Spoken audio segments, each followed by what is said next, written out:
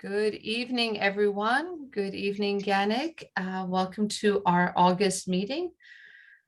I'm going to let everyone start coming in. I see the numbers are going up, so welcome everybody. We have a really interesting evening planned. We've got a great speaker here, Fred Dixon, and his other fellow associates from NYC Company. And we've got a nice full agenda, so I'm going to let everyone start slowly coming in. John Samlak just put the link to the agenda into the chat.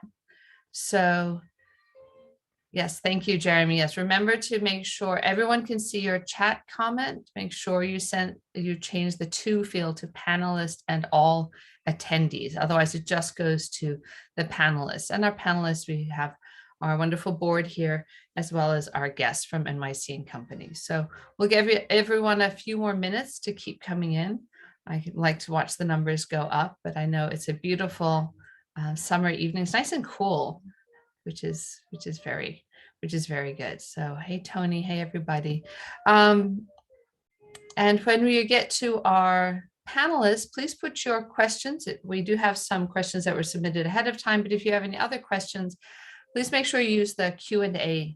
Okay, Mike Morgenthal, who will be moderating the discussion, will be looking there. Okay, so John has again put in the agenda for tonight's meeting, which is being recorded. So if you have to step out, you can watch it again. It'll be posted on our YouTube channel in a day or so.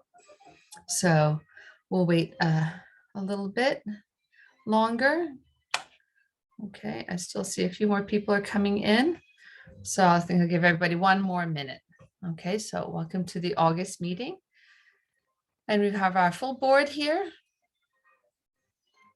including our newest board member, Jonathan Turer. And if I'm not mistaken, Jonathan, this is your first monthly meeting, I think, as a board member. I was here at the last meeting when you okay, I'm sorry, I wasn't. I'm a little out of it. Okay. All right. So let's get started. Okay. I hope everyone got to see the agenda. It has been posted. So I'll be giving my report. Then we'll have a call to action, an announcement of our bylaws change, and then our guest speaker, and followed by our committee reports. So I hope everyone's having a good summer so far. I was very lucky to have been away, but now I'm getting back into New York City guiding mode, into GANYC mode. I did a tour yesterday. I got to see Tony walking around. I know there's some guides giving tours, which is great. I love seeing everybody out and about and people working this summer. And most of all, though, I love seeing, all the news about people, what everyone's up to. And please, I'm trying to think of how to put this, but when I was away, we were watching the numbers and the news about the Delta variant, and I was in Italy, and so we were getting news about it spreading in European countries. And then, of course, I know the issues here in the United States. So I cannot stress this more. And everyone, please be safe. We're still not out of the woods. We may be done with COVID, but COVID is definitely not done with us. So if you haven't gotten your vaccine, get it. Okay, that's all I can say. Get your vaccine. We need you to be safe. We need you to be out there. We want all our members to be out and about, working and representing our city and being the wonderful ambassadors to New York City that you all are. And in that regard, the GANYC board, we had a meeting on Monday.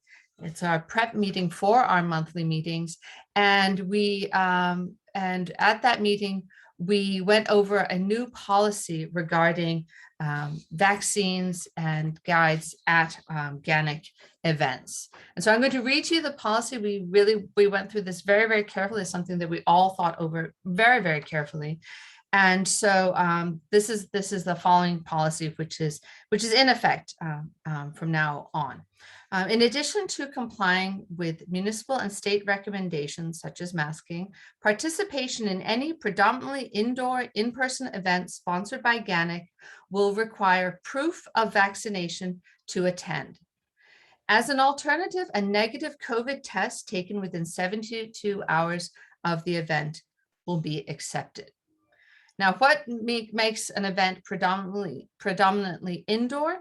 Well, that is if an event has more than 30% of the time of the tour, including transport. So if you're taking the subway or you're taking a bus, is taking place in an enclosed space. Okay, so that was what we are counting as an indoor event.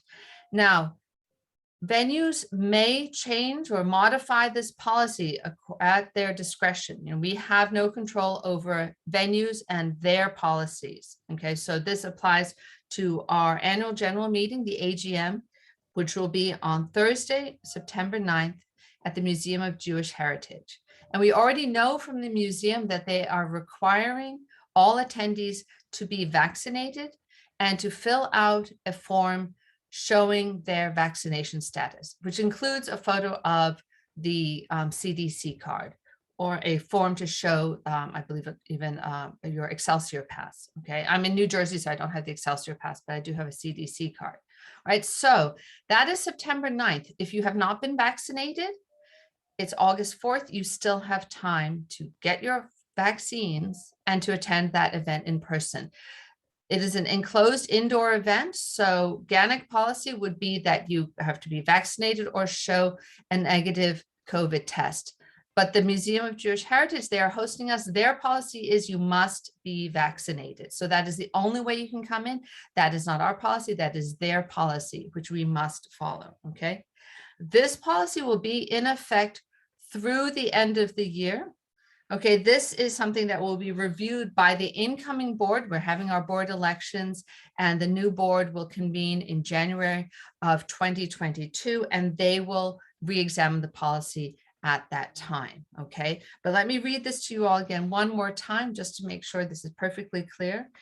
In addition to complying with municipal and state recommendations, i.e. masking, participating in any predominantly indoor in-person event sponsored by GANYC will require proof of vaccination to attend.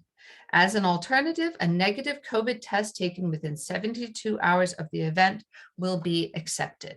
Okay, so this is just, we really want to make sure this is clear to everyone, that you know this. You know, you may, if you go to different venues throughout the city, for example, City Winery, they have it right there, right on the front of their website. You know, if you're going to attend an event at City Winery, you must be vaccinated or you must show proof of a negative COVID test. Okay, so this is, I hope no one's going to see this as an onerous burden. This is something for everyone's safety, and this is for the safety of all members. And I can reassure you that the GANYC board went through this very, very carefully. We discussed it in detail, in depth, and this is something that we all stand behind very, very strongly. Okay, so that's really the most important part of my discussion. If anyone has any new business that they need to add that they would like to be discussed at the end of the agenda, at the end of the regular meeting, please put it into the chat so we can see that. You can also just send it to one of the board members if you would care to do that. But we do, you know, of course, we will accept any kinds of discussion. If you need to have something else to be brought up, please let us know. Now, that's really all I have to say. Again, get your vaccine. I want to see everybody. I really, really hope to see everybody at the AGM in September. It's in person. Oh, and one thing about that, it's on Thursday. It's not a Wednesday, it's a Thursday because of the Jewish holidays. Okay, and that's the date that they gave us.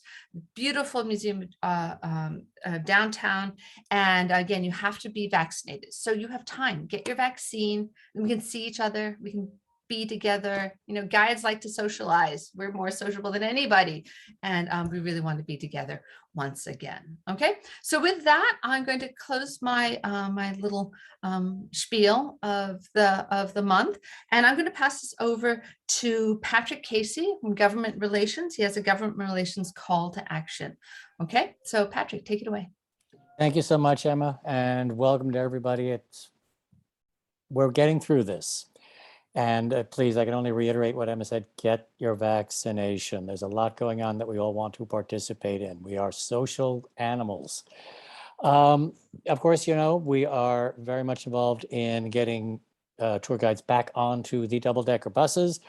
We thank everyone who has been reaching out to their city council representatives to get 289A out of limbo.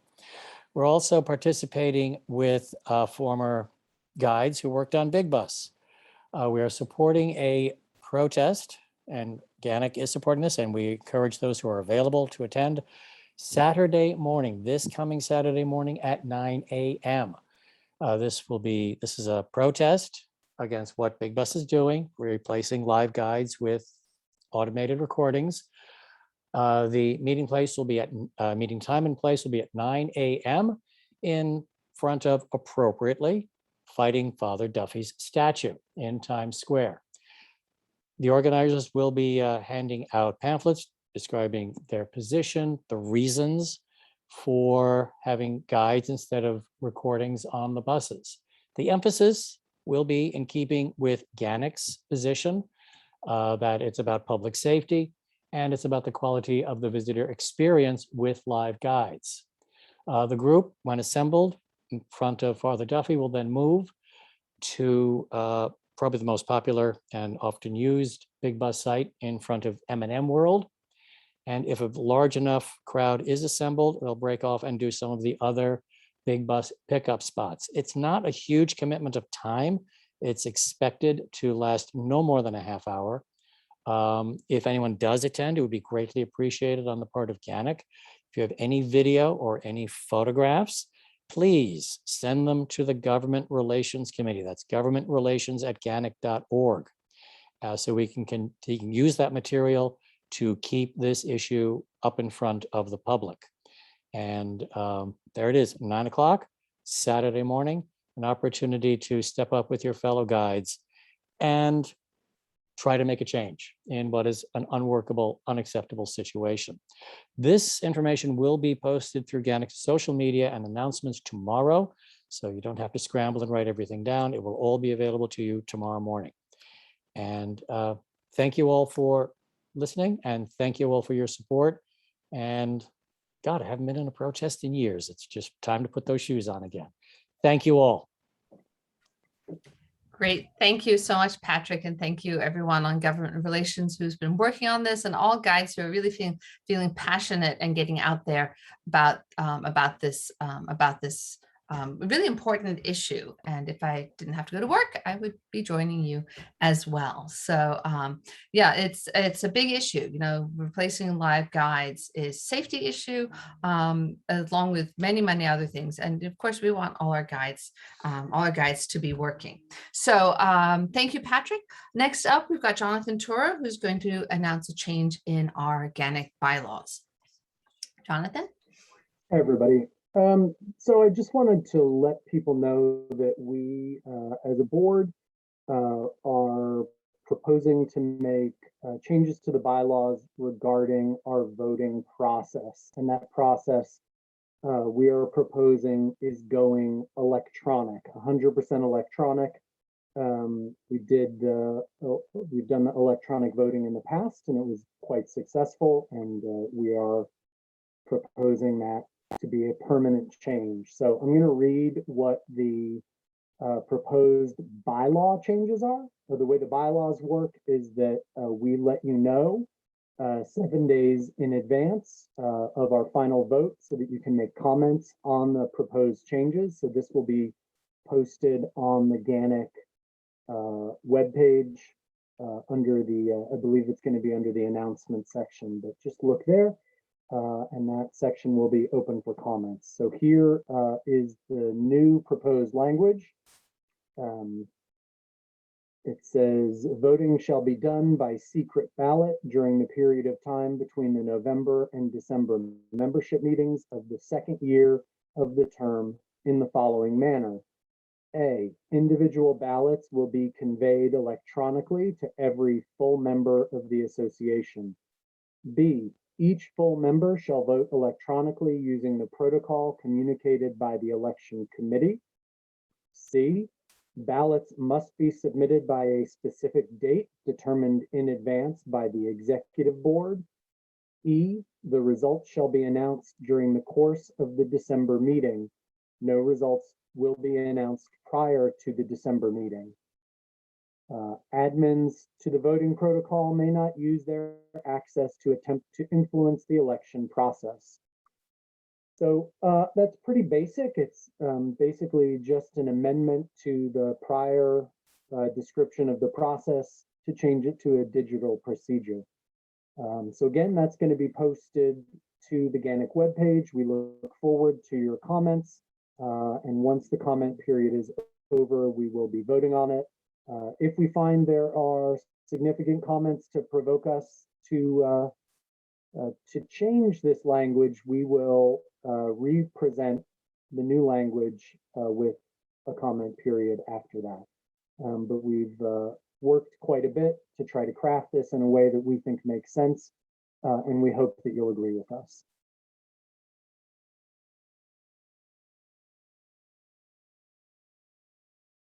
Great, thank you. Thank you, Jonathan. And as Jonathan said, this change in language will be placed in the GANYC announcements, so everyone can see that, as well as on our social media and our GANYC members only groups. So there can be some discussion, but of course you can also discuss on the announcements. And this is something that we worked on, instead of always having to mail the ballots, which gets very, very cumbersome as well as expensive and is not very environmentally friendly. By doing it electronically, it will smooth smooth the process for everyone in many different ways. Okay, so thank you, Jonathan, and everyone, please stay tuned for that announcement coming out soon. So with that, we finished with some of our important GANYC business, and now we will turn to our guest speaker. We're really honored to have Fred Dixon, President and CEO of NYC Company, here to speak to us tonight, and Mike Morgenthau, Vice President of GANYC and Chair of the Industry Relations Committee, will be introducing Mr. Dixon, as well as helping to moderate our discussion. So take it away, Mike. Thank you so much. Great. Thank you so much, Emma, and good evening, everybody. Hope everybody's enjoying the beautiful weather we've had for the last week or so. It's really been quite nice for end of July, beginning of August. Before I introduce Fred Dixon, I just want to welcome two other members of the NYC Company team who are also here on the Zoom session today. First of all, Regan Stuhlbaum, who is the Vice President for Membership, Borough Relations, and Tourism Ready. I know many of you have participated in the Tourism Ready program before, so I think a lot of you might have met Regan previously. She is certainly a great advocate and has given great help to tour guides through the Tourism Ready program. And also Kelly Curtin, who's the Executive Vice President for Membership and Destination Services. And Kelly is my primary contact whenever I have any questions or queries on behalf of GANYC for NYC Company. And we're happy to have both of you with us along with Fred tonight. So our speaker tonight, as Emma said, is Fred Dixon, who is the President and CEO of NYC Company, which is New York City's official destination marketing organization. He joined the organization in 2005 as Vice President of Tourism and became CEO in 2014. With more than 30 years of experience in the travel industry, Fred has the overall responsibility for developing and implementing New York City's tourism, meetings, and event strategy and programming to grow business and leisure travel from across the US and from around the world. At NYC Company, he's built a sales and marketing team that is at the core of the organization's strategy to increase visitation and economic impact across the city. In 2019, New York welcomed a record 66.6 million visitors, which generated 72 billion in economic impact and empowered more than 400,000 jobs across the 5 boroughs. And Fred has personally guaranteed me that next year we'll beat those numbers, right, Fred? Just kidding. We know it's going to take a little bit of time. In 2020, during the early months of the pandemic, Dixon organized the Coalition for New York City Hospitality and Tourism Recovery, which brought industry leaders together from across industry and all 5 boroughs to begin planning a path back, and GANYC was honored to be a part of that. By July 2020, NYC Company and the Coalition published All In NYC, the roadmap for tourism's reimagining and recovery, which is being implemented with the support of a $30 million investment from the City of New York for recovery messaging and promotion. And I just want to say that Fred joined us at our June 2020 meeting, really during the depths of the pandemic, when everybody was completely unsure about what was going to happen. And he and his team have just done a remarkable job of trying to rebuild the tourism industry here. And it's really nice to welcome him back as tourism seems to be on the upswing. So without further ado, I would like to introduce Fred Dixon to the members of GANYC. Fred, take it away. Michael, thank you so much. It's really good to be with you, and I love your optimism. We are right there with you on getting those numbers back up. Next year might be a little optimistic to get back to fully where we were, but that's the spirit, and that's where we're driving towards. But it's so good to be with you all again. I enjoy being with you every time I can. I think I shared this with you before. My goal is to be a member of GANYC someday, and to be a tour guide myself. I tell everyone, when you travel, I do it personally. One of the first things I do is seek out a great guide in town, and so I believe in what you do, and you are the face and the first representation of our city to so many visitors. And so we thank you for what you do each and every day, and for being together. I think it's so applaudable and terrific how GANYC has stuck together, and what you all have done to keep everyone moving forward. So my hat's off to you, Emma, and to the leadership team at GANYC. So thank you for having us back. I'd be remiss if I didn't also thank Michael for always, being a great liaison for us, and also for Harvey Paul, who, Harvey was one of the first people I met when I first moved to New York 20 years ago. And he's been a steadfast friend and always an advocate for your industry in particular. And we're proud to have him on our board representing you, and of course on the Coalition for Tourism's Recovery as well, representing GANYC as one of our very important allied partners. And you've already done the tough work, Michael, of calling out Regan and Kelly, but I want to do it again because they are, I think, the best representation of what is great about NYC Company. They're the fabric, the strength, the smarts behind this organization, and I owe them myself a lot. So I want to thank them both for being on here and always being a great support to me. So yeah, let's jump right in. So I'm going to share screen, and Regan, I did download the new file, so I think, fingers crossed, I got it to work. We wanted to show you the commercial spot at the end of the presentation, in case you haven't seen the first television spot that we're running. We're running of course, outside of New York, because we're speaking to visitors, so you don't really get the chance to see it. You can find it on our website, but we wanted to make sure that you saw it. So let me just jump right in here and get going. So I'm going to do this, and then I always test my skills with these things. This keeps me young, I like to think. So how is that? Can you see the full screen? I can't see you all anymore. So Michael, tell me, yeah, hopefully. Yes, we can see it. That looks good, Fred. Thank you. Awesome. Okay, good. It's so weird because when you go into presenter mode on Zoom now, you lose all your faces, so I can't see anymore. But again, thank you for letting us walk you through this. So what I'm going to share with you are two chapters, two pieces here. So the first one, of course, is the latest in terms of forecast numbers and where we think we are. Emma, I think you said it well at the beginning. We are done with COVID, but COVID is not done with us. And I think the reality is that we're going to have to learn to live with this virus, from now on. It's going to become endemic, like hepatitis and tuberculosis and HIV and everything else, and we're going to have to learn to live with it. And the best way to do that, of course, is to get vaccinated. So I appreciate GANYC taking that position as well, because it is really the only way we're going to be able to move forward as a society. So thank you for that position. So let's just jump right in. The second half of the presentation, I'll get to the campaign and walk you through the rationale behind it, the messaging, and how it's going to be rolling out. And then, of course, the commercial spot at the end. So some of you may have seen this. This is the latest June forecast numbers, or the forecast numbers from June. We presented this to our board at that time. We keep checking in with Oxford Economics, our partners in research. Their division, Tourist Economics, helps us run all these figures to see if anything has changed. And it's too soon to really know if anything has really changed since June. Of course, what we do know is that international borders remain closed. I don't know if any of you noticed, there was a news alert that came on just as we were getting ready to start the meeting, where President Biden is thinking about requiring vaccines for everyone coming into the United States, or the majority of foreign visitors coming into the US. So a lot of this is still playing out, and we don't know yet what it means, because it is changing really day by day. But this is the latest intelligence from the end of June. So of course you see the record number Michael alluded to on the left side of the screen, 66.6 million visitors. And then you see, of course, where we went in 2020, beginning to climb back in 2021. And then what you see as you go to the right, of course, is we're going to be within arm's length of that record number in 2023. And I think we're going to hopefully get there sooner. This Delta variant is mixing things up quite a bit across the board.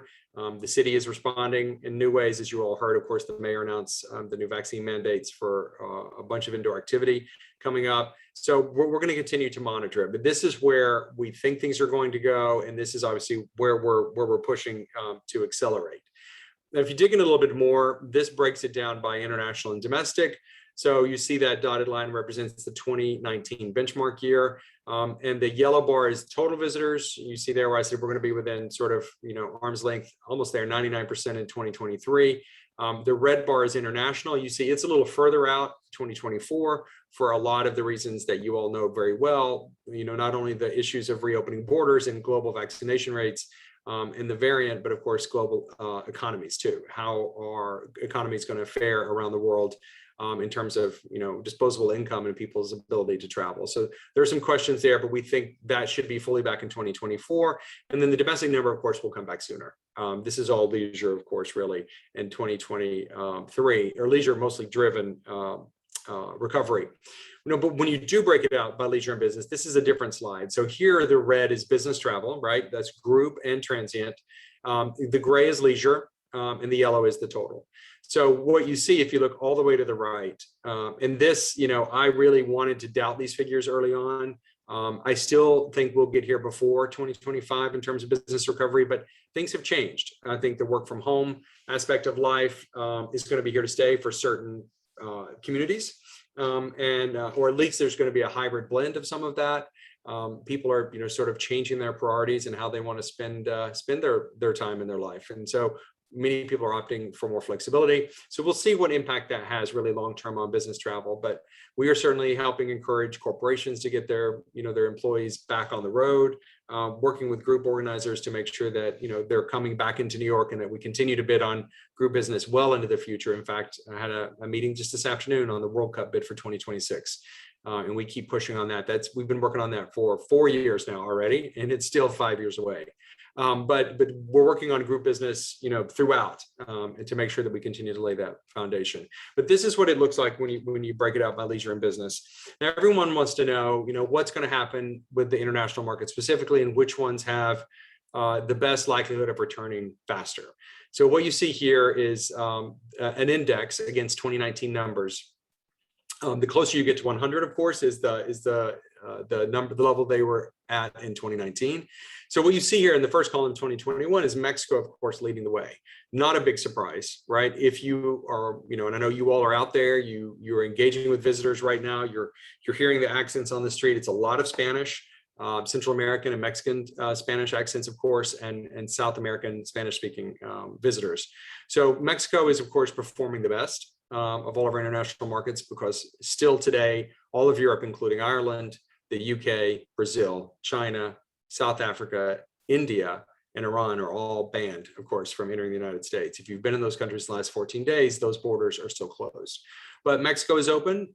Spanish-speaking South America is open. Canada is beginning to relax and starting to open. So Mexico leading the way at 54%. Canada, we think by year's end, we could get 35% of our Canadian market back. And there's some real guessing here, but if the European borders start to open up, even if Biden does require vaccinations, that will require us to go back in and take a look at these, because that was not part of the original factor. But there is an opportunity here to get a percentage of the French market back by the end of the year, potentially. Same with the UK, Japan. Some of these might be a little bit optimistic. But if you look out to the right, the long-term projections are that within 2 years, really, we'll get back into the 80-90% range before we were in 2019, hopefully, and then fully back, of course, for the major markets by 2024. But if you look at 2022, that second column, you see that all of the markets here listed on this screen, the top 10, are back above 50%. So there is growing optimism the further we go along, and we're not going to be shaken by these bumps in the road that we get with things like Delta right now, because some of this was expected, and it's going to be this. Unfortunately, I don't think recovery is going to be a straight line. I think it's going to be 2 steps forward, 1 step back. Because we're going to have to continue to navigate these issues of mutations and in certain pockets of the country and the world where vaccination rates are still still low. But that's the quick snapshot on how the international markets are faring. People are also asking, how is the New York City hotel market performing? So this is a snapshot of June. Occupancy for the hotel rooms that were open, right? So this is removing the hotel rooms that were still closed. And we'll talk about that in just a moment. But 65% hotel occupancy in June. The average daily rate moved back up above $207 citywide. This is all 5 boroughs, so at 207. And we sold over 1.9 million room nights in the month of June. Now, this is about 45% below where we should be. The numbers, of course, should be significantly higher based on past performance, particularly if you look at 2019. So that's why you see that blue line there at the bottom is demand. It's 43% off where it was in June of 2019. ADR is 24% off, which is interesting. You think it would actually be more impacted. But as some of you probably have encountered in your own personal life and with customers, this is going to be a demand-led recovery, and there is not a lot of price sensitivity right now, because whether it was the stimulus or whether people haven't been spending money on discretionary things of late, the traveling American public has money. And they're not really that price sensitive. We were worried that coming out of this, we were going to have to be talking about deals. And that is not the case to drive the market. People are looking for experiences, and no one drives or offers a better experience, of course, than the tour guide community. So this is trending up in the right direction, and we'll see. I think July will actually see somewhat of improved performance over this. In June, we did have some growth in July. It has plateaued a little bit. Of course, kids are starting to return to school, but we're closely monitoring this, and we can work to keep you all updated. This is a very interesting slide because a lot of people ask, what's happening with the hotel inventory and its use? So if you look at the top line there, 2019 average. So this is a breakdown of hotel room consumption citywide in the year of 2019. The red bar indicates transient travel, and the yellow is group and contract. So group and contract could be convention group, a meeting group, a church group, a student group, that's contracted rooms. It also includes contract rooms. So contract rooms, as you well know, could be an airline crew. It also could be emergency use, right? So this could be emergency nurses or healthcare workers that were coming in to help during the pandemic. It also includes the housing of the unsheltered, right? So this is a trend that's important to watch because people are wondering and asking what's happening here. So if you look at the second bar down, January of 2021, 59% of the city's available rooms were being used for transients. 41% were being used for group and contract. Now, we know there were not a lot of groups coming in January 2021, unfortunately. So most of that was contract rooms. And so the assumption here is that the large part of that was being used by, there were some airline crews, of course, still traveling, but the majority of that was being used for emergency purposes. So healthcare workers and sheltering the homeless. But what has happened as you go down the page, right? If you go from February to March to April to May, those group and contract rooms have shrunk. So we're at 25% usage today citywide. Normal is 18%. And some people don't realize, we were housing unsheltered individuals and families in hotels before COVID. That's been going on here and in other cities across the country. So there was always an element of that in the city's mix of business. But there are fewer rooms being used for that purposes today than there were at the beginning of the year. So that means, for whatever reason, for good or for bad, some of those rooms, are being taken back into inventory. That means most likely some of those folks are being moved back into shelter in some cases. And I know there are varying opinions about that, but I just wanted to share with you, what this is looking like. And you can see that the emergency usage for contract rooms is going down month over month. This is some other indicators that we watch. These lag a little bit, so we only have the numbers through May, but this is monthly Amtrak arrivals into Penn Station. Now, this is non-commuter, right? So this isn't, office workers coming in and using Amtrak from Philly. This is non-commuters, and you see a nice steady growth pattern there that really began in February and continues upwards. And we expect the June numbers when they come in and the July numbers to be significantly even higher. So good indicators there. People are coming back into the city on Amtrak, and we're working to make sure that grows. Airport arrivals. This is tracking international specifically because people want to, because we know domestic numbers are through the roof in terms of air travel domestically, but the international arrivals are starting to show some positive movement, even with the bans in place. So what you see here, January was a bit of an outlier. We dug in on this with the research team, and we think that 22% in January was New Yorkers that perhaps had dual citizenship with places like Jamaica or Bermuda or the Bahamas that went away for the holidays and were coming back home. But you see February, March, and April though return to sort of what would be an expected trend, but going upwards. And you see in June we ended at 26% there in terms of international arrivals benchmarked against 2019. So these are each of these months; those percentages are compared to what the volume was in 2019. So you see we have a long way to go, right? 26%, that looks like a tall bar on this chart, and it is progress, but still only 26% of the international arrival volume that the city had in 2019 in June for air arrivals. So this is something that we're closely monitoring as well.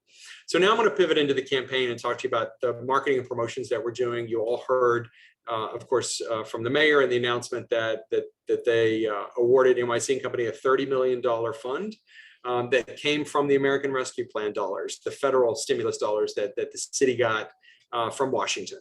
And we have obviously the mayor to thank for this money and funding, but we also have Senator Chuck Schumer to thank, because he did a couple of things that were really helpful to us and to other cities across the country in recovering, in that he made tourism marketing an approved expenditure for American Rescue Plan funds. That was not the case when the legislation was originally drafted. We and other cities across the country, called on senators and congressmen to address this issue, and Senator Schumer stepped up and led the conversation and made sure that tourism marketing was an approved expenditure for federal rescue money. And fortunately, the mayor saw his way into awarding $30 million for this tourism campaign, because he knew we needed to polish the image of the city, showcase the vibrancy that's beginning to return to the streets of New York, show people that New York is once again an exciting place to visit, and begin to invite people back in. So I'm going to walk you through the rationale for the campaign. So first of all, just to plant the landscape. So in June, when we were preparing to launch the campaign, 77% of American travelers reported that they are taking leisure trips in the next 3 months. And we've seen that play out. And so this stat has held true. And it's been, of course, a guiding force. We knew the market was ready to receive the message about traveling. We needed to make sure that they were focused on New York, right? And that was a little bit of a different challenge. Our approach here for the audience has been a phased out approach. So 46% of American travelers want a close to home escape this summer. And of course, this was, again, looking back to June when the campaign launched, this was the landscape that we were in. So 46% of American travelers looking for close to home escapes this summer. We know that with the borders closed for outbound until just recently, Americans didn't have a lot of choices when it came to traveling outside the country. So there was a lot of substitution opportunity, and we've tapped into that certainly. 71% of travelers in the Northeast, where, of course, a good percentage of our domestic market comes from, have no hesitations about traveling for a day trip. So that was great. In normal times, half of our domestic market is day trippers, right? People coming in for the theater, people coming in for, museum exhibitions, going to dinner, visiting friends and relatives, or going, to hiring a guide, hopefully, and exploring a neighborhood. So day trippers are an important factor. And once we saw 71% of the Northeast had no hesitations, we knew it was time to strike. 58% of them are willing to make an overnight trip. Very important, of course, because we want the longer people stay, of course, the more opportunity they have to explore and to hire guides. And then this all just reinforces the fact that the rebound will continue to be led by domestic visitors until those U.S. borders get fully reopened. So what is the opportunity? The opportunity is to develop a campaign platform that creates urgency, right? So we know that New York remains on people's bucket list, right? We were on the list of places they want to go, but they weren't sure that, one, we were ready for them, or two, that the things they wanted to do in New York were open. So we have to show them that. We have to create that urgency for them to come and give them the permission to visit, because a lot of people, we would hear in surveys, and we would hear anecdotally, well, is New York ready yet? Is New York open? People were saying New York's a ghost town. And of course, we all know that not to be true. And we were saying, yes, the time is to come. The time to come is now. And so giving them that permission was important. And of course, continuing to encourage locals to get out and rediscover their own city and to staycate as much as possible. So the campaign should portray New York City as an open and friendly destination that is ready to welcome back visitors. That's the top line, right? And so that's where we were going, focusing on motivation. So the strategy has been to create awareness and FOMO, right? The fear of missing out, through ongoing in real-time content across owned and paid channels. highlighting the vibrancy and energy of the city right now. So the strategy has been to show the world, and certainly the key domestic markets, what is happening in New York right now, and to see that the city is alive, that it is vibrant, that we have this amazing outdoor dining scene, that arts and culture has returned in many ways, and that there is exciting things happening in New York. And if you're not here right now, you're missing these things. To engage with key travel partners to create attractive deals and packages. This is, of course, making the product attractive. So working with partners to make sure that there were packages that were attractive out in the marketplace to drive visitation for summer through the fall, of course, and into the winter of next year. The idea. So here's the idea behind it. And so I'm just going to take a second and read this to you. So our team believes strongly that any good marketing strategy needs a manifesto behind it. And this is the manifesto for this campaign and the thinking behind it. So this is really has been the inspiration. Were you there in Yankee Stadium to hear the bat crack and echo through the return of cheering fans? Did you wander through Wave Hill and feel the landscape come roaring back to life? Did you get to toast New York City's reawakening from the top of a skyscraper? Did you rush down Broadway as the theater lights came blazing back on? Did you stumble upon the best hot pot in Flushing, get welcomed in and fed like family? Did you discover live klezmer music in Crown Heights at a sudden pop-up performance and dance to soca in Bushwick between the outdoor tables piled high with ropa vieja? Were you on the Cyclone until the sun went down? Did you eat hot dogs with mermaids under the stars? Did you catch the Staten Island Ferry with just enough time to watch a perfect sunrise light up the Verrazano from the water's edge in South Beach? Will you be able to say yes to these and a million other beautiful fleeting moments? Well, now is the time to make sure you don't miss any of it. Now is the time for New York. It's time for Queens. It's time for Brooklyn. It's time for Manhattan and Staten Island and the Bronx. It is time for New York City. So that is the mantra, the message behind this campaign, to create that urgency to paint the picture of New York as alive and vibrant and welcoming and ready to welcome visitors back. So this is what the static artwork looks like. So these are key art images that are being used in the campaign, and these will evolve over time in terms of colors. This has really been the launch palette of colors that really were meant to feel like summer and vibrant and warm and welcoming. Of course, leaning back into Lady Liberty as the ultimate symbol of welcome. And she has been that expression for us through a number of campaigns. She universally transmits New York when you see her, and of course she's widely known as the ultimate symbol, as I said, of welcome. So you see the static image on the left. So this will be used on billboards.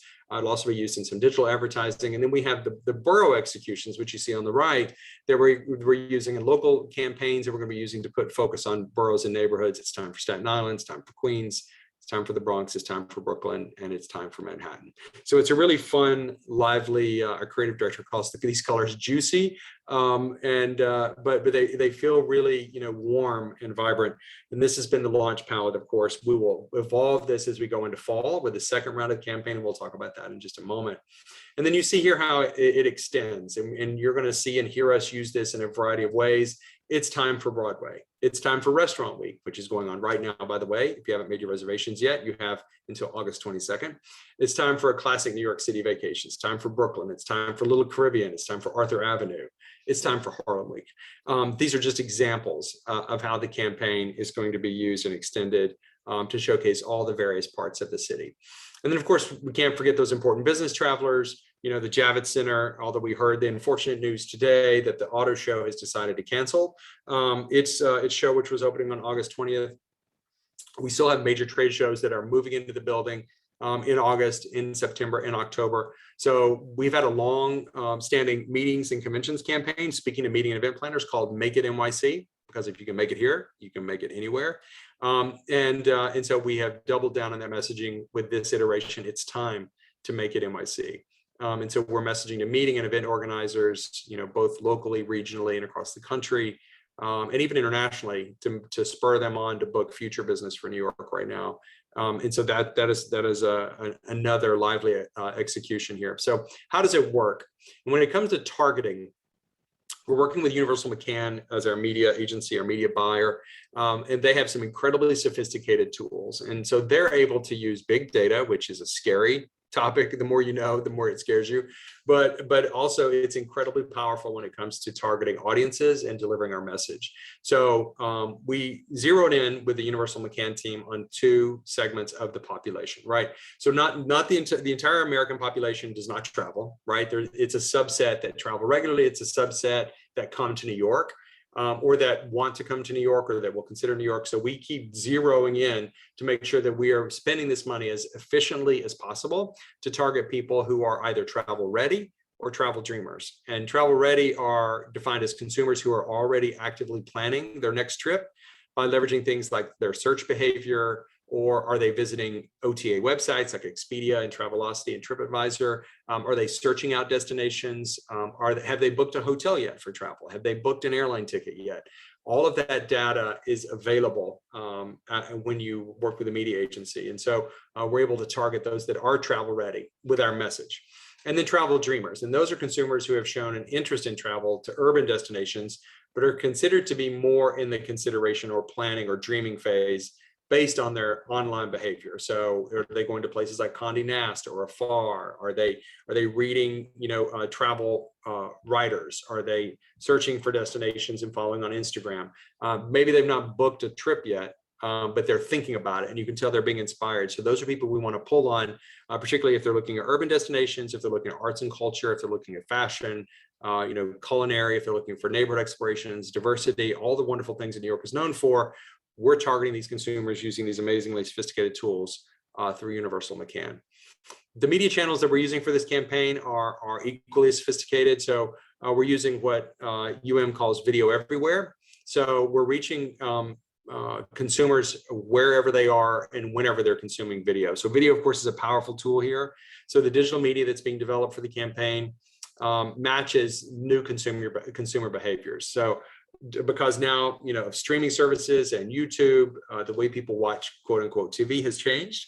And we now need to reach them wherever and whenever they are consuming video content by maintaining a presence across, yes, national cable television. So we're still going to be on your cable box, but also internet connected TV like Hulu, where you have those commercial spots, Samsung streaming services, online video services like YouTube and others, paid search, and display ads, of course, which are incredibly targeted, but also very effective in following consumers. Direct partnerships with online travel agencies and sites like iHeartRadio, the New York Times, Afar, Spotify, and many others. Social media, of course, powerful tool to using Facebook and Instagram's algorithms and Twitter, potentially in Pinterest. We're looking at those now, and even TikTok, to target folks that are looking at New York or following New York or thinking about New York. Influencer marketing, we'll talk a little bit more about that. And of course, then out of home and billboard marketing as well in major markets to keep the presence everywhere you look. We want them to see and think about New York. One of the tools we're using for promotions also is consumer sweepstakes. So we've been promoting this for a few weeks now, and these numbers actually are from a couple of weeks ago. I need to get the newest ones, but as a couple of weeks ago, 43,000 people had already signed up to win a sweepstakes, to win a trip to New York. We're giving away trips for 2 all summer long. We're encouraging travelers to go onto our website to pick a celebrity-inspired itinerary. So whether it's like A$AP Ferg, who you see there on the far left side of the screen, the legendary hip hop artist from Harlem, whether it's New York Knicks players, whether it's Broadway stars, people like Marcus Samuelson. There are so many that have contributed their own favorite New York itineraries. So you need to pick an itinerary. So you can either pick one of the celebrity ones or you can design your own. So we kind of make you plan a trip to New York to be able to enter this sweepstakes. And every week, all summer long, we're giving away trips for 2 from that drawing. And it's been really, really successful so far. Touched on influencers. Of course, social media, so important these days. So we have cultivated over the years, and we're expanding it even more now, a diverse group of New York City-based digital influencers, and asking them and even paying them in some cases to showcase why they feel it's time for New York. So showcasing their own personal experiences, exploring their neighborhoods, their favorite restaurants, what are they doing for entertainment? Are they going to the beaches? Are they going to the parks? Promoting their own itineraries to their global audiences through these social media channels, and inviting their followers to not only create their own itineraries, but also to enter the sweepstakes. So that's been really important. And we're targeting, of course, domestic, long haul, and even those international markets that are beginning to open up, like Canada, Mexico, and others. In terms of content, NYC Company is a marketing agency, right? And we're constantly producing content. And we have always had an always on campaign content strategy. And we've doubled down on that, of course, during COVID to make sure that we're keeping people entertained and engaged with information about New York, keep them in the dreaming phase until they can come. And so we're leveraging major events like the reopening of Broadway, like the US Open, like Harlem Week, like Comic-Con in October. I mean, pick an event that's happening in New York, and we're working to create content around them to create these big tentpole moments to showcase all that is going on in New York. Again, messaging vibrancy. And this is really seasonal in approach. What you see on the screen there is a snapshot from a series that we launched on Juneteenth called The Freedom to Be. And in this particular case, this was highlighting, this is a great film. I encourage you to go online and look at it, highlighting the Black Surfing Club in the Rockaways and their stories, and showcasing, what a hot destination the Rockaways are for surfers. And so the content strategy layers into that inspiration and helps us really target audiences of every type. The out-of-home media, I touched on this. Of course, we're using the campaign to go up on billboards in major markets. So it's running locally, encouraging New Yorkers to invite their friends and family in and encourage them to sign up for the sweepstakes for their family. But also it's running in the Northeast now: Philadelphia, DC, Boston, Hartford, and Providence, Hartford, New Haven, and Providence. And then in key feeder markets across the US, places like Chicago, places like San Francisco, and LA, that launched just a couple of weeks ago, and then international markets. So we're looking for those opportunities to begin to take the out of home back into key international markets. We have been running, I'm happy to tell you, nonstop in the UK, because we have media that's provided to us through the city's partnership with JC&Co, free of charge in the UK and other major international markets. And we've been running a really fun campaign called New York City Misses You Too. And it's running nonstop. If you have friends in London, maybe they've mentioned it to you. I've had so many people reach out to me and tell me that they love our ads and they see them all the time. So that's been running in some of the key international markets, but especially in the UK, our #1 market, all throughout this entire experience in COVID, to keep New York City top of mind. So when the Brits can return and others, that they will return to New York first. And then travel partners. So we knew the drive market was going to be really important this summer. We knew that regional travel was going to be really important. So we teamed up with AAA in the Northeast to launch in June, a summer road trip guide, targeting their 8 million members here in the Northeast with special New York City offers and packages. And then there's a number of promotional pieces around that that we've shared in with AAA, including digital and out-of-home media, paid digital, travel agent trainings that we've been doing with the AAA counselors, and email marketing to AAA members. Maybe if you've seen them, if you're a AAA member like I am, you've seen those borough guides come through your email. And those are all dedicated messages from New York with encouraging people to come and explore the 5 boroughs this summer with AAA. We just launched our new partnership with American Airlines as well. And so that's targeting key feeder markets across the US with attractive flight deals to visit New York, and Americans leveraging all of their promotional channels. If you're an American Advantage member, you may have seen this email come out targeting you. So look for that in case you've seen it, or maybe friends have mentioned it to you. But there's a lot of promotion with American with special deals coming into New York. And then we're working on others that we're getting ready to roll out. So whether it's TripAdvisor, again, Expedia, Amtrak, New Jersey Transit, Metro North, especially as we go into the fall arts and culture season, encouraging those folks, to come into New York and leveraging partners to do that. And then, as I mentioned before, international, we're getting ready to launch in markets like Mexico. You see here the Spanish language version from Mexico of the campaign on the right side of the screen that's ready to go. And we're just watching the markets to make sure that the timing is right to begin pulsing there. We're talking to partners like Aeromexico and others to deliver this message and marketing. We'll be buying media down there as well, and then expanding into Canada. And we're ready to go with a campaign in places like the UK and Europe and other major international markets as soon as those borders open. So look for that information, and we'll continue to keep you posted there. But globally, we have not stopped messaging to the trade. So whether it's virtual sales missions, which we have been hosting with members and tour operators and travel buyers in across the US and Canada and Mexico, our monthly global newsletters, which go out to the travel trade, messaging all that's open and vibrant and what's currently happening in New York, and what they, so that they stay engaged and they stay informed about what's happening in New York. And then we've also launched this amazing monthly webinar series, and I'm so proud of the team for this work. And 3 Thursdays a month, there are different webinars that we offer for the trade. And the first Thursday is this Embracing Diversity series. We just had one today on the Latino experience in New York, which is terrific, focusing on Latin culture across the 5 boroughs. And then we do one specifically for the travel trade that it furthers their education about what's going on in New York and how to sell New York, what's happening in New York right now coming out of COVID. And then for the meetings industry, the 3rd Thursday of every month, focusing on meeting and event planners with what's happening in New York, new venues that have come online, new ideas for how to bring group business into the 5 boroughs. We've also launched a business toolkit. So this is available. It's on our website. So if it can be helpful to you and your marketing and you want to use in these assets, you just go into nycgo.com to the membership section, or actually Regan or Kelly or I can get this to you so you can see it. And it has the content and the messaging if you want to use any of the assets. We're encouraging hotels, restaurants, attractions, Broadway theaters, attractions to use this, and tour guides and tour companies as well, to use this message to share in this big umbrella campaign to tell the world that it is time for New York City. So with that, I'm going to flip to the next screen, which is going to be the commercial spot. And this is the first one that's airing. There are going to be 3 in total this year, each of them seasonal, to focus really on what's going on in New York right now.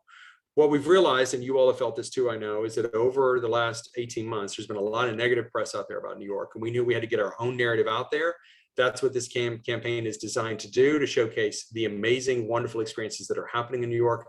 So this first television spot that has been running over the summer in markets across the country really focuses on what's going on in New York this summer and why should you come right now, because you're going to miss it if you don't come for this.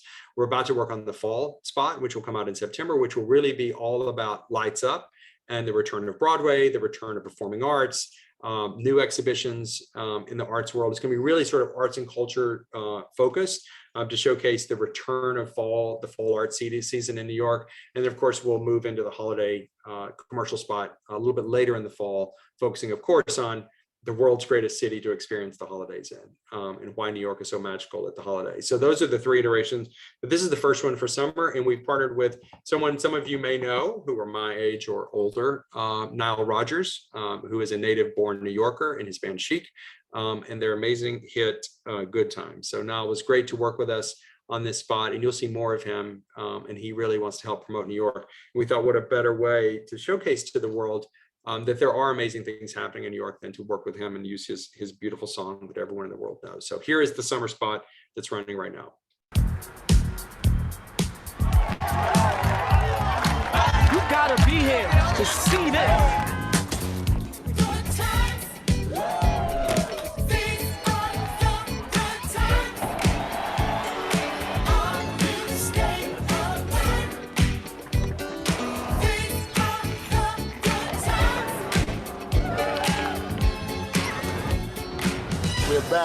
We're back, baby.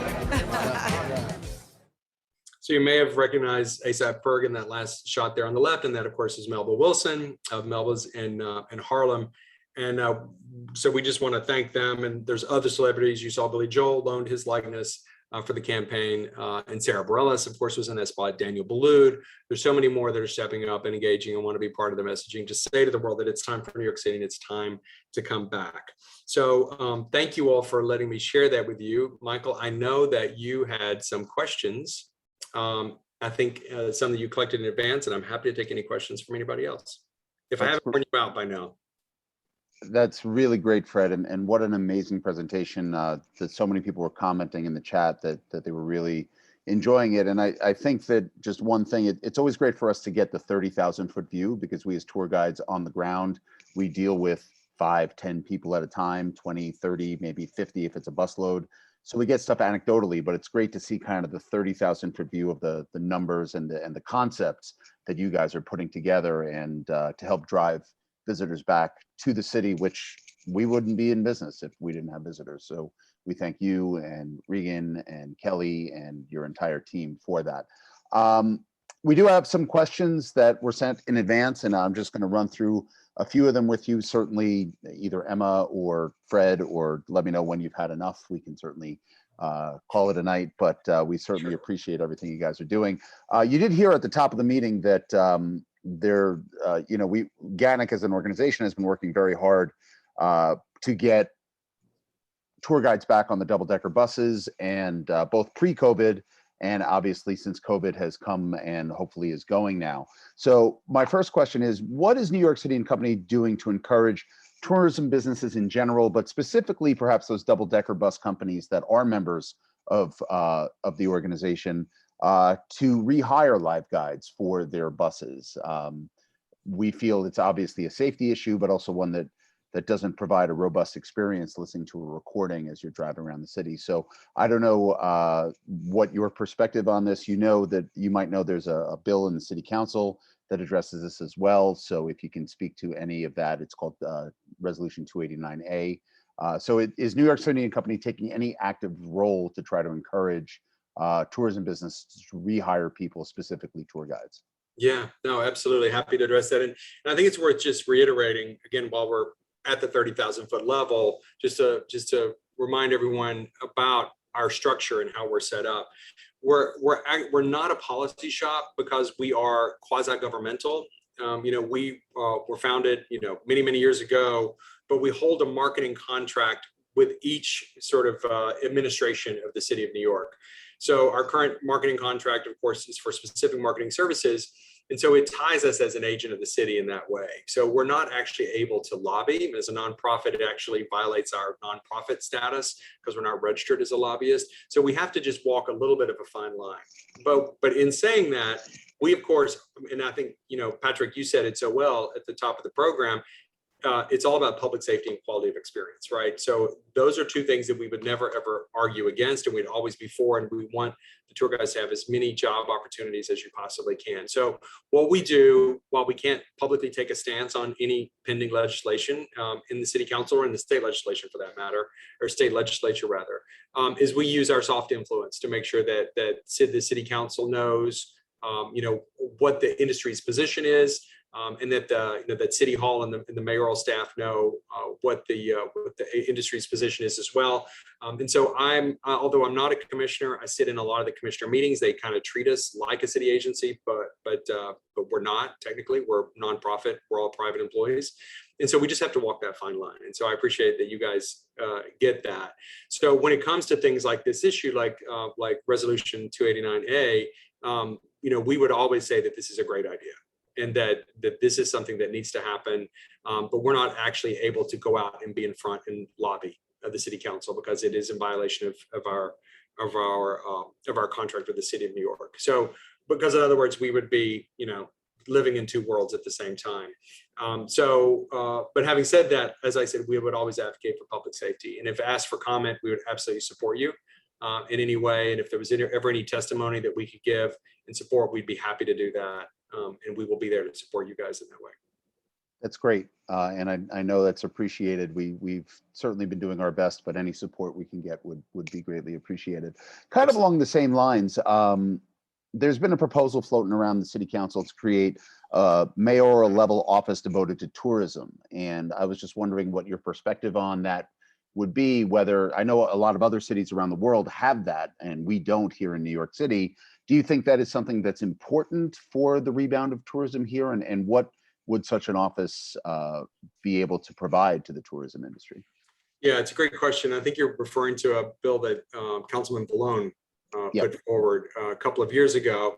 And we have a great relationship with him, by the way, and he's such an ally and a supporter of tourism. So I want to certainly give him a shout out there. And I can't say enough nice things about the support that he's given to us.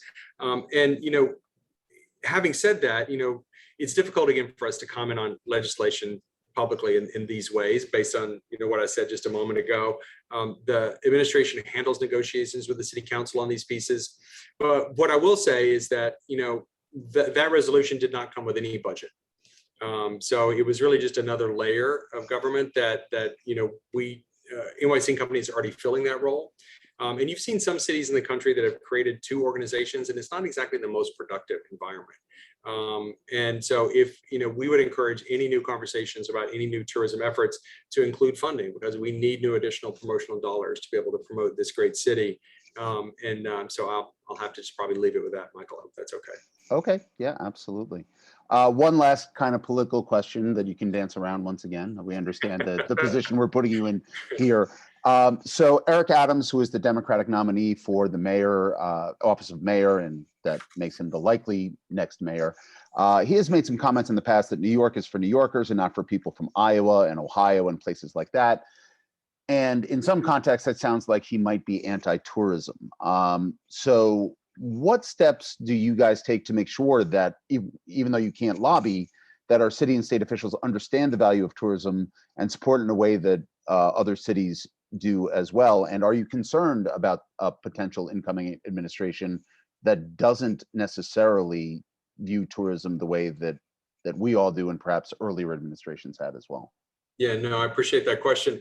We have a great relationship with Eric. He's been on our board. Some of you may know this. All of the borough presidents have an ex officio role on our board, so they're all engaged. They receive all of our board materials. Not that they always come, but they're always invited and they're always there.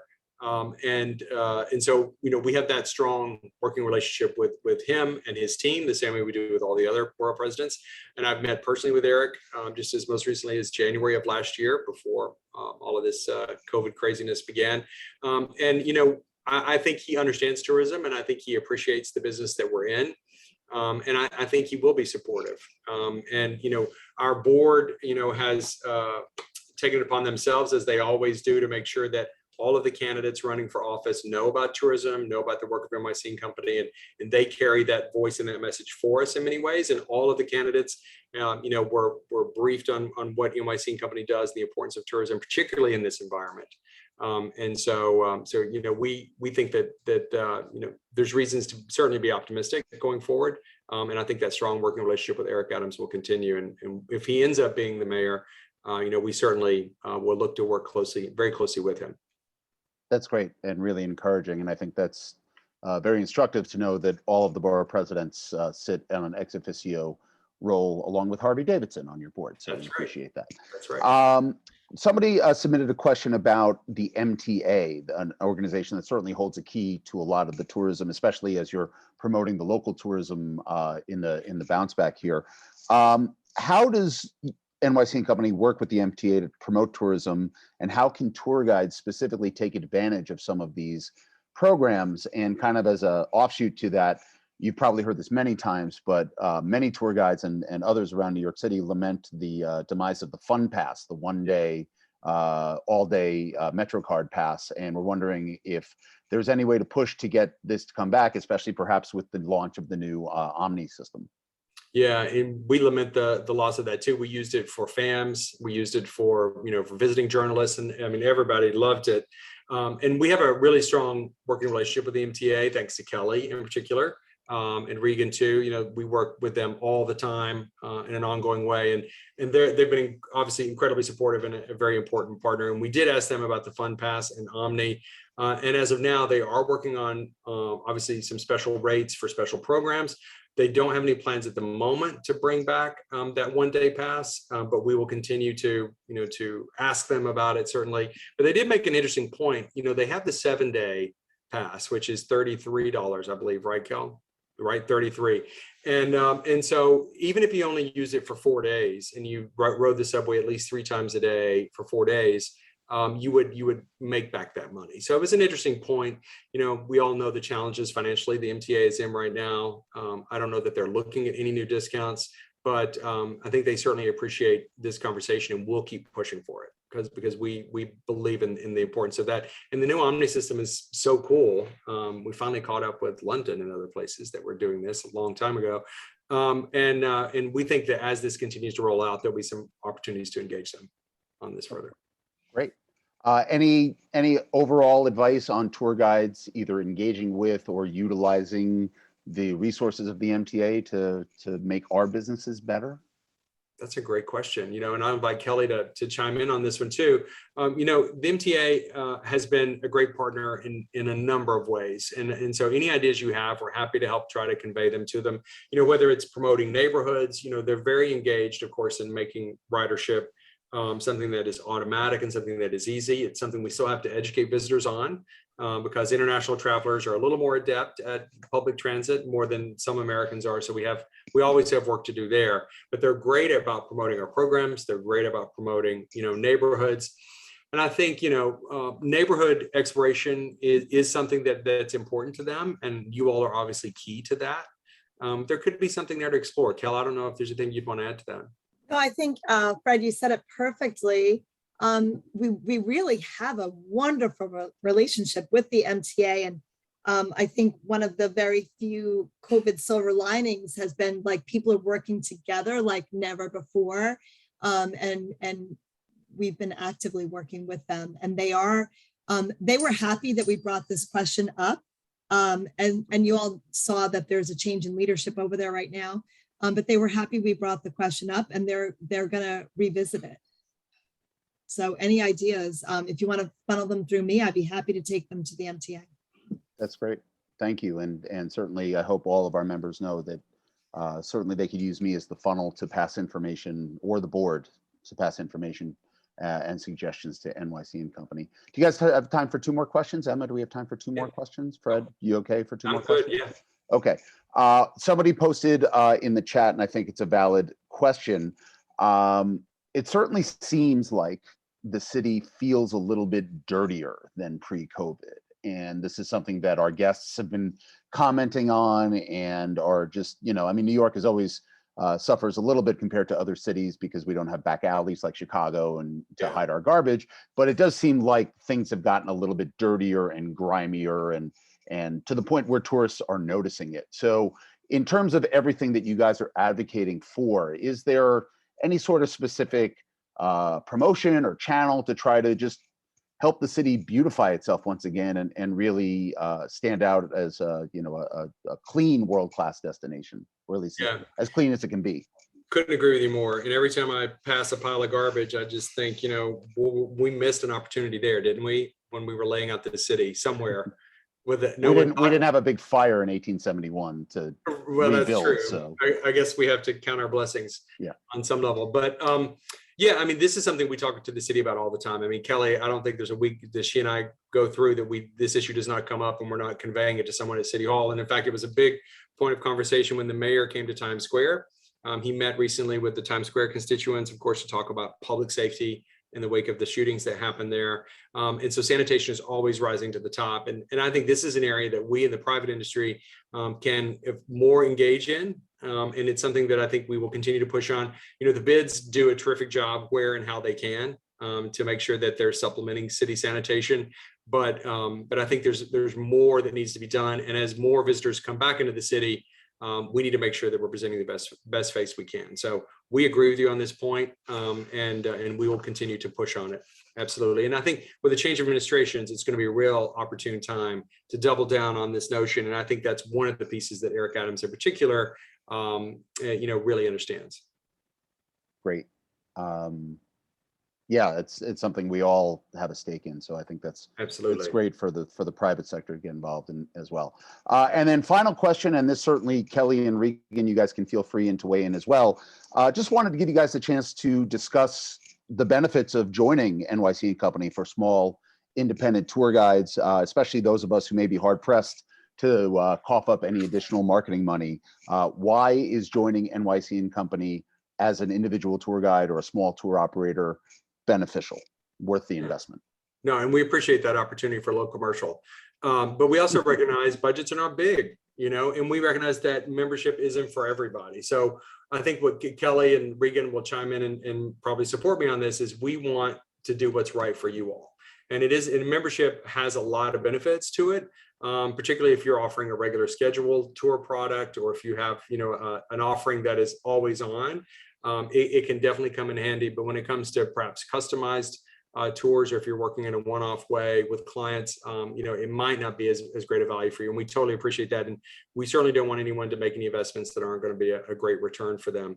But, our job is, of course, to promote all 5 boroughs, to promote the destination, as a premier destination for travel and for business and events.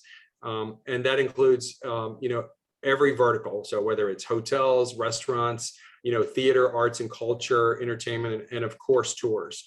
And I advocate for this personally all the time. And we're always looking at ways we can raise this dialogue, is to encourage, New Yorkers when they come to New York to use a tour guide to explore neighborhoods, right? I think I may have shared this story with you. My mom's first cousin from Ohio comes every year, and I can't take credit for this because she's been doing it longer than I've worked at NYC Company, but she comes every year and she explores a different neighborhood. She's been doing this for 32 years, and she hires a tour guide every year. We need more people like her that are going to come to New York, that are going to hire tour guides, that are going to be curious, they're going to go out and support small businesses, and really take advantage of New York for what it is also famous for, in addition to Broadway and arts and fashion and everything else, is the richness of its neighborhoods and its diversity and its history, right? And so I think there's no, sector better suited to do that than tour guides. And so, we're happy to support you all. We'd love to have you as a member if it works for you, but we also recognize that it is an investment, and it's not always, the best return for every single organization. So we'd love to engage with you if you're interested in talking about it. But we don't believe in putting pressure on people. And we just know that we're always promoting the destination, whether you're a member or not. We hope that you're benefiting. Kelly, did I do okay on that? You were perfect. Absolutely. Oh, perfect. But Yeah. So just to follow up on that real quick, if we have members who are interested in applying, what is the easiest way for them to apply for membership? They could just reach out to me and Regan. Okay. Yeah. Great. And we'll share your contact information, or if you guys want to pop it into the chat, you can certainly feel free. Regan, would you add anything to that? Yeah, well, I would just say that I think you made a really good point about exploring the city. I think we put a lot of emphasis, and we really try to spread the message that getting out into the neighborhoods is such an important and key way of experiencing the city. But I think a lot of people have difficulty doing that on their own. And I think that tour guides play a big role in helping people to go out into those neighborhoods.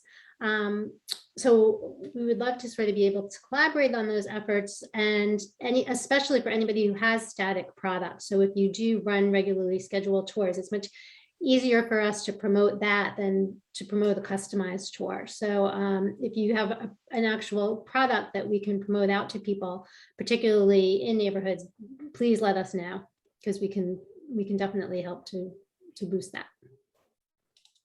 Great, thank you. Okay.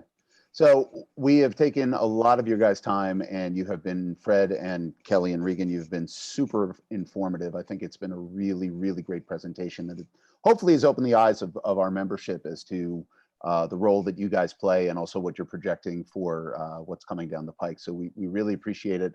And we so appreciate the relationship that GANYC and NYC Company enjoy. And we look forward to collaborating as we're moving forward and getting back to some semblance of normalcy. And again, we thank you guys for all your hard work and for taking the time to come chat with us tonight. It's a pleasure. And look, keep the faith. We need you all to be strong. We need you to be there to welcome the visitors when they come back, and to make sure that they have an amazing experience, and maybe help them dodge that pile of trash on the corner. Because you guys are really good at navigating that, like we do when we're showcasing the city. And the experience is just richer when you have a trusted, knowledgeable guide to show you things that you perhaps overlooked or didn't know. So thank you for all the great work that you all do. Keep it up. We're here to support you any way that we can, and together we're going to build this back. So thank you. That's great. Thank you guys so much. We really appreciate the time once again, and we'll be working together moving forward. So thanks. Thank you. Okay. Yes.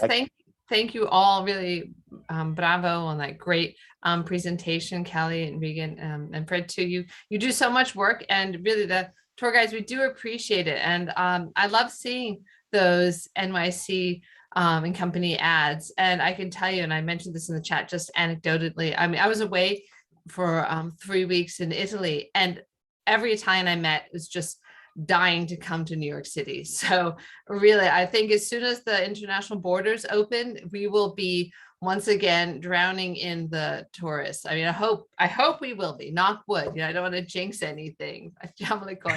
And just get everybody back here once again. And it's nice being on everyone's bucket list. So I hope we'll do that again. So thank you so much.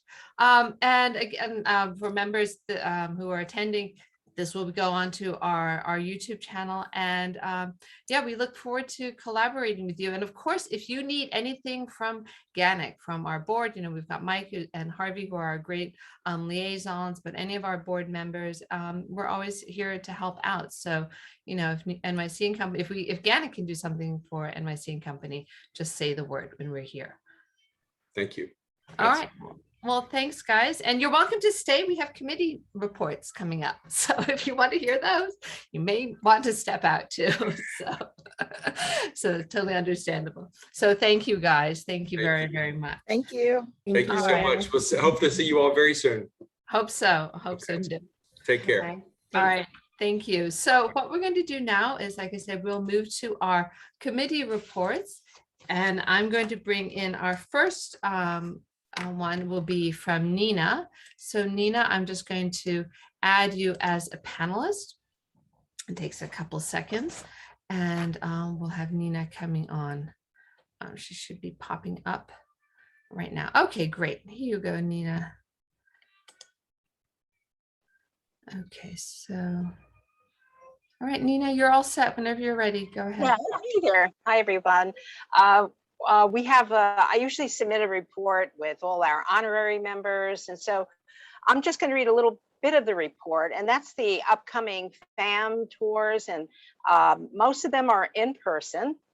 And the first one starts August 19th, getting to know the unexpected borough with Claude Toback. And August 23rd, we have Stop the Presses. And the unexpected borough is Staten Island, of course. Also, August 23rd, we have Stop the Presses, Downtown, most colorful newspaper history with Michael Morgenthau. This is an encore, and it was a wonderful tour. I got a chance to go on this. And August 23rd and 26th, and August 30th, we have an official Coney Island, A Day at the Beach with Joe Sablack.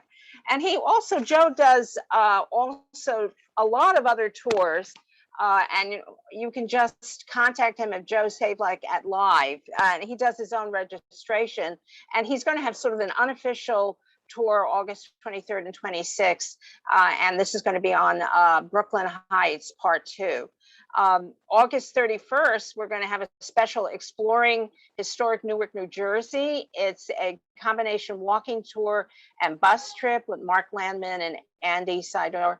And September 11th, we're going, and I don't know if Bob is going to mention some more of this, but we have a whole series of events, a subcommittee, 20th year anniversary of September 11th. John Semlak was the originator, Bob Gelber and Kevin Lawrence also, they're putting it all together. So that should be really exciting. And October 27th, we have a virtual Art Deco tour of the Grand Concourse with the one and only Anthony W. Robbins. So and that's going to be a one-time thing. It's a virtual tour. It's 2 p.m. and that's it. A lot of our tours are recorded, so you can look at our library, but going under resources and benefits, and just it's really great if you're on a summer vacation to click in and review some of these wonderful tours. That's a benefit of membership. But Tony's tour is just going to be one time. If you want to take it again, you can consult him. It's going to be 2 p.m. and it's a virtual tour. So if you want to do a FAM tour with us, I have in this document, you could just click on this document and there's a FAM tour link with us. And we also have a running index of all our contributors every month at the end of the minutes of all people who've done some great FAMs. So stay tuned. We have a lot of great events coming up. Some of them not even mentioned that just might appear. I think John Semlak said he was going to do something on August 26th, but he didn't mention it. So maybe he'll write it in the chat.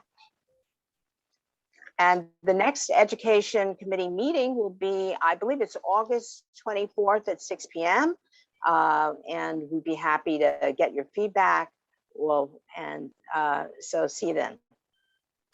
Great. Thanks so much, Nina. Thank you very much. Anyone have questions for Nina, please put those into the chat. And you can go onto the GANYC website. If you go onto the GANYC website and you, once you're logged in, you just click on calendar and you'll see a list of all the FAM tours and all the different events, okay, as they're coming up. So you can click on those and you can click right there to register for the tour. Now, please don't forget, I know Jeremy sent out a reminder about that you do need to, if you cannot attend a FAM tour, you need to cancel it yourself, and you can do that right in through Wild Apricots. So do keep that in mind. So I don't see any questions. Yeah, John Samlak's tour, the Mary Todd Lincoln shopping tour, on tentatively scheduled for August 26th at 11. Okay, so, and like Nina said, you can go to the into the members menu and find under the announcements, forums, and documents, you can find a list of our digital library, and you can refer to all the different wonderful recordings. Okay, so I think that's it, Nina. Thank you very much. Thank you very much. And what I'm going to do is now we'll turn it over to Mike Morgenthau, who's already on screen, who will be discussing industry relations. So go ahead, Mike.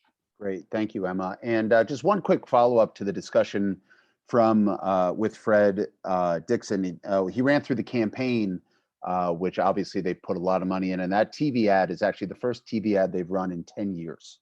So it shows you how important they are, how much momentum they're trying to build for New York City. And the digital toolkit that he mentioned, we did share all of those assets with the membership. They are actually in the GANYC photo database on the Google Drive. If you missed that announcement, we'll be sure to repost it again so you can see it. We're not going to do it here in the chat because we do have some people attending who are not GANYC members. This is a perk of GANYC membership. So we'll make sure to share that after the meeting as well. And you can use their materials in your social media and your other marketing materials. So just a couple of things to discuss. We talked at the beginning of the meeting, Emma did, about our AGM going back to in-person meetings. So I just want to update you on that. And thanks so much to Bob Gelber and Harvey Davidson, who have been leading the charge in terms of trying to find us locations for our in-person meetings. So just as a reminder, the September 2021 meeting, our AGM, our annual general meeting, will take place on Thursday, September 9th at the Museum of Jewish Heritage in Battery Park City. And stay tuned for more information on that, including how to upload your proof of vaccination.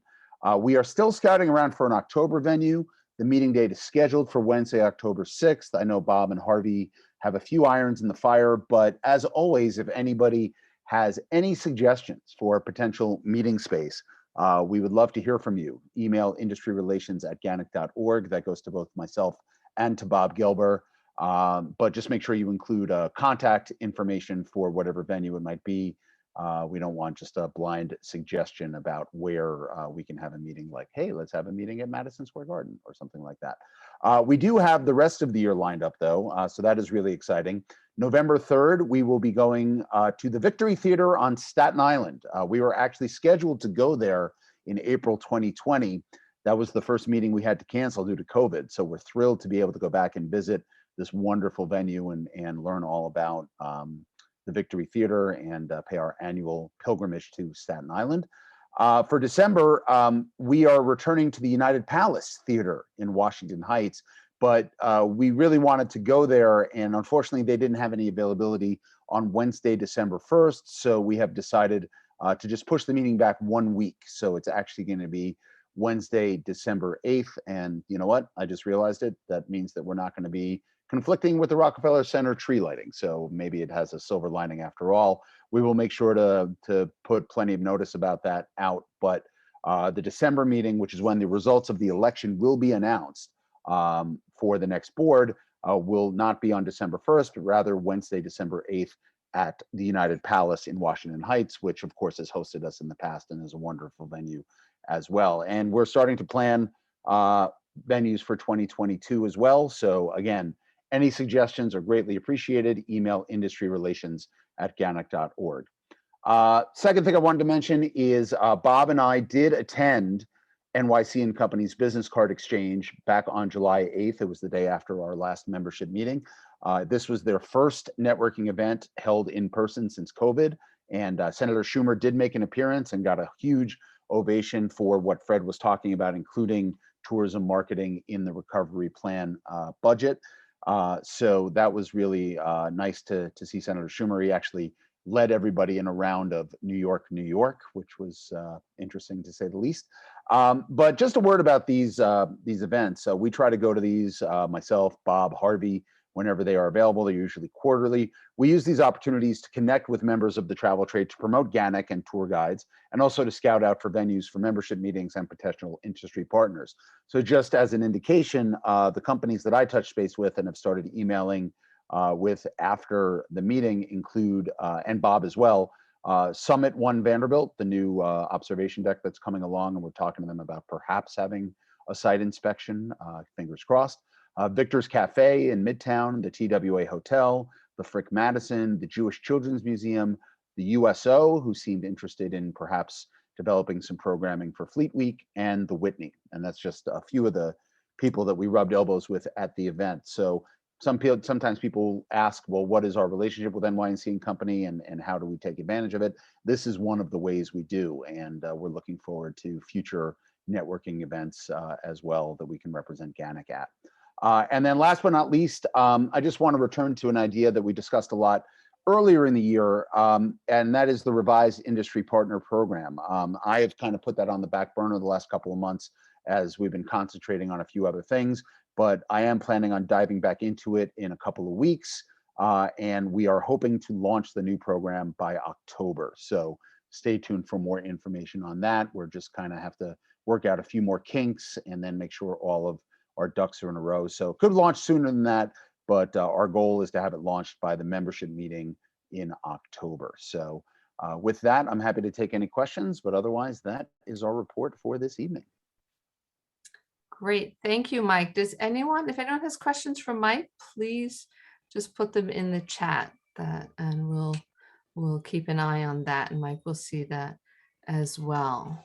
Okay, but it looks like no, looks like nothing's really there. So thank you, Mike. Thank you again. And thank you so much for moderating the discussion with Fred. That was fabulously interesting. And you guys do such a great job with industry relations, you and Bob and Harvey, of course. So next up, we have Derek. So let me just find Derek in our attendees. Hold on a second. And I'll bring him on screen. Sorry, guys. Okay, so Derek should be here in just a second to give us an update on membership. All right, so Derek, okay, here's Derek. So go right ahead whenever you're ready. Great. Hi, everybody. It's Derek Chen, your membership committee chair. And as usual, I just want to extend a special welcome to all of our viewers out there, whether it's your first time with us or not, and whether you're a member or not. We're always glad and appreciate you being here or wherever you happen to be. If you are not a member and are interested in becoming a new member, we are currently in the season of prorated dues. So if you become a member between now until the end of October, your dues for the rest of this year are actually 50% off. So instead of $125, your dues are going to be $62.50. It's very easy to apply. Everything's done online. You can visit GANYC.org/membership for more information, as well as the link to apply online there. I also do want to recognize our newest provisional members. So welcome to Frank DeFalco and Marie Rosso. I also want to welcome our newest full members, Sarah Lyons and Maribeth Oakes. Welcome. I also want to give a special thanks to Gary Dennis for referring a new member to GANYC.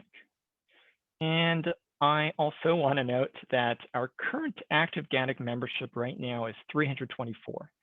So we're at the most we've ever been this year, and it continues to grow. And I do expect that to continue to happen not only for the rest of the year, but into next year as well. Also, as a reminder for any of our members who have not yet renewed your 2020 guide license, it technically is still valid, but only until August 14th of this year. So if you haven't renewed your license and you want to make sure you keep that up, you have just another 10 days to make sure that you are renewing that before it does expire. We don't want to suspend anyone's membership, but it is a requirement to be a current New York City licensed guide to be a GANYC member. And it's also very easy to renew that. You can just go online, Department of Consumer and Worker Protection, and I will I'll see if I put the link for that in the chat in case anybody needs that. And that's about it for me. If you have any questions, happy to answer them now, or you can reach out to me and the committee later via email to membership@ganyc.org. Great. Thank you very much, Derek. Thank you so much. And one thing everybody remember, and we said before, our annual general meeting will be, the AGM will be in person, first in person big membership meeting. So get your vaccines, be there. Derek will be there. We'll be able to welcome new members, welcome the people who've been made to full members, and we're really looking forward to that. So thank you, membership, for all you're doing. And we're going to bring in our next and last committee report will be Dave Gardner. And let me just promote Dave. And Derek, I'll put you back as an attendee. Thank you so much. All right, so, okay. So Dave should be here in just a moment. There he is. Okay, Dave, take it away.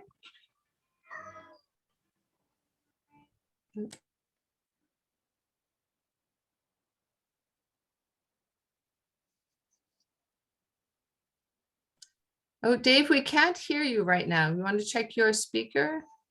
Because I see that you're not muted, but we don't have any sound. So. Oh, no, still no sound. Let's see if you can, okay. If you go to the, okay, I can hear something. I'm not sure if that's you though. Nope, still nothing. But I see I see you're in front of the Hokusai, the Great Wave, and you're holding up the copy of the guidelines. So we can see you just fine, but we just cannot hear you. Make sure if you go to the bottom left corner, you'll see the little audio button, and just make sure to check which microphone you're using. Still nothing. We'll give you a second, Dave. No worries at all. We're all here, just zooming.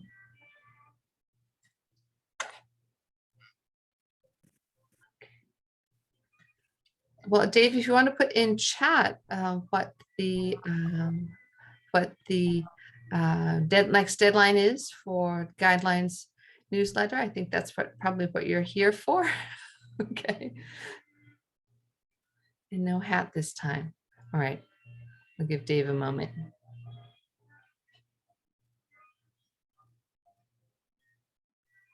Okay. It's hard when the technology is not on your side. Okay, the next deadline is September 30th. Okay, our next deadline is September 30th, and send your columns and your pictures from fam tours and anything fun you have to share to newsletter@ganyc.org by September 30th.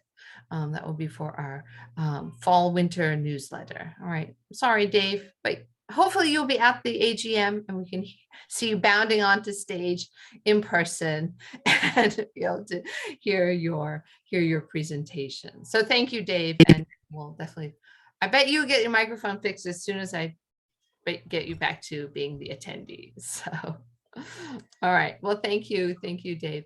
Okay, so I think that's really it for this evening. Any new business? Oh, and of course, oh yes, a big shout out to Linda Fisher, who always does such a great job and who is always so very helpful in getting our newsletter out and in getting everything done and helping Dave produce such a great issue of guidelines every quarter. So thank you, Linda. Thank you, Dave. And thank you everyone for attending this month's meeting. Yes, the incoming the in-person membership meetings, we're working on how they will be live streamed and how we will save a recording of those for, yes, especially for our distant members. One great thing about being on Zoom, you could be wherever you want. You could be, in DC, in California, you could, be across the world, even in New Zealand, it doesn't matter. So, so everyone is welcome. And so hopefully we'll be able to record it and post all of the meetings when they are in person as well. So everyone, please stay safe, stay healthy, get your vaccines, and make sure you can come to our live events, to our live in-person meetings. And we look forward to seeing you all then. So many thanks to the board. Thanks again to Mike for arranging our wonderful speakers. And oh yes, Jeremy's saying that we're planning on doing a Facebook Live. That's really one of the easiest ways to do one of these kinds of meetings. And I believe then that would be recorded and then it would be posted, but on social media. So to let you know that there'll be some kind of recording made available. Okay. All right. Well, thank you so much, everyone, again for attending this evening. This recording will be up in a few days. Jeremy's always incredibly efficient with doing that. Many, many thanks to the board for all of your hard work. Again, everyone, please get your vaccines. We want to see you live and in person.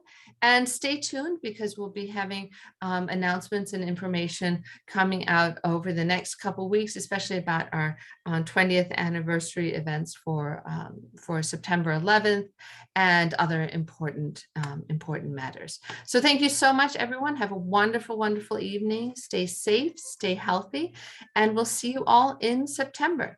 Have a great rest of the summer. Bye, guys. Bye-bye.